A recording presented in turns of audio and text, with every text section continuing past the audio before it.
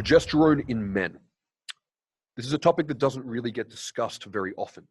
And this is because progesterone is often incorrectly labeled as a female hormone, similar to how estrogen is labeled as a female hormone and testosterone is labeled as a male hormone. Whereas in reality, both sexes need both hormones. It's just we need different amounts of them. And progesterone in men looks a bit like testosterone in women. We only need a little bit of it, but we are very sensitive to the amount that we do or don't have. And progesterone in men is primarily produced in the testes. Now, it is also produced in the adrenal glands, the brain, and the fat tissue. Now, this is why progesterone does not always show up as a deficiency in men on testosterone replacement therapy, but it can. And what this tends to show up as symptomatically is insomnia, anxiety, feeling cranked out, and irritability. Now, a lot of men try to self-diagnose and self-medicate this by reducing their testosterone dose. They think their dose is too high. And this will often reduce some of these negative symptoms. It won't get rid of them entirely, but then they'll also lose a lot of their positive benefits of testosterone replacement therapy. And this is not how we should be approaching this. What we should be doing is dosing a man with the optimal amount of testosterone for his body and then bringing up the other hormones that are also deficient so that he can tolerate it and feel his best. So there's multiple ways to increase progesterone in men. One is to use HCG. This will bring the testicles back online and allow you to continue your endogenous progesterone production. However, a lot of men cannot tolerate HCG, so we need to use other means.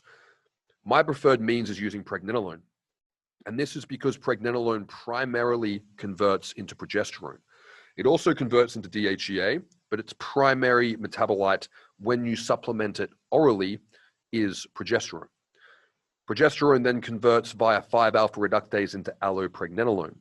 And both of these hormones act as what's called a positive allosteric modulator of the GABA-A receptor.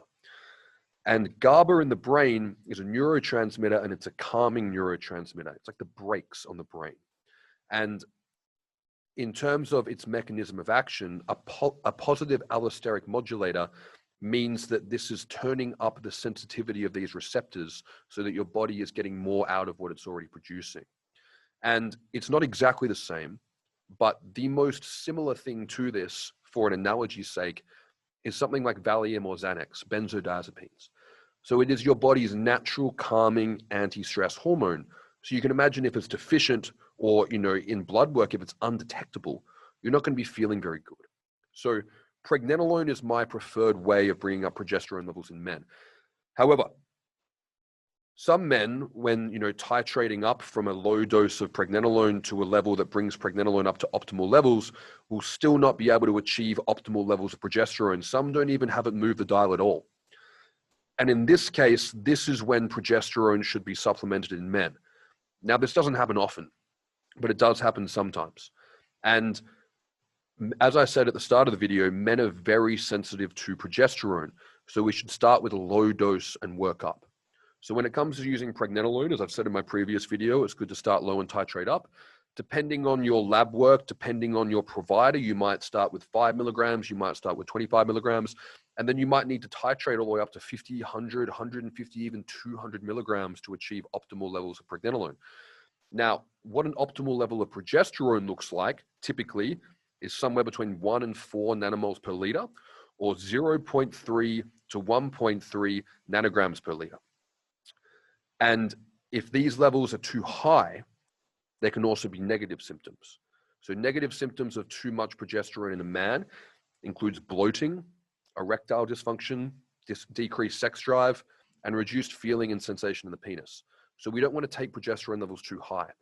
So I prefer to use an oral progesterone in men twice per day, starting at 1 to 2 milligrams per dose, and then titrating up. The highest I've ever had to use is 5 milligrams twice per day to bring progesterone up to an optimal level and resolve symptoms.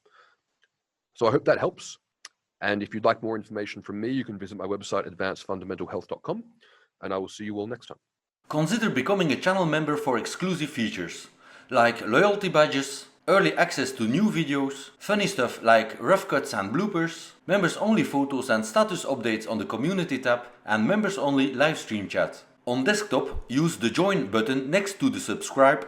On mobile, use the join link in the description. And now, give this video a thumbs up and go watch one of these videos to learn a ton more about TRT and hormone optimization.